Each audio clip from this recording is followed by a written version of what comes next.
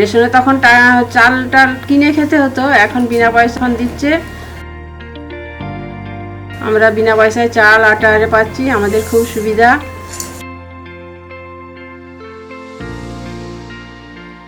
এখন আমরা ভালো আছি।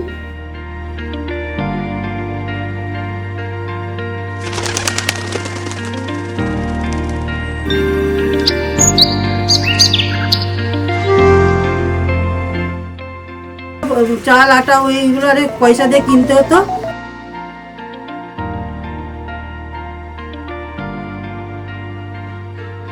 খাদ্য সাথী পাচ্ছি, আগে ওইগুলো চাল আটা ওইগুলো পয়সা দিয়ে কিনতে হতো, এখন আর কিনতে হয় না, ওই জন্যই আমার এখন সুবিধা হচ্ছে। আগে অসুবিধা হতো, এখন মমতা দিয়ে আমাদের খুব উপকার করেছে, এর জন্য কোনো সমস্যা হয়নি। এখন আমরা ভালো আছি।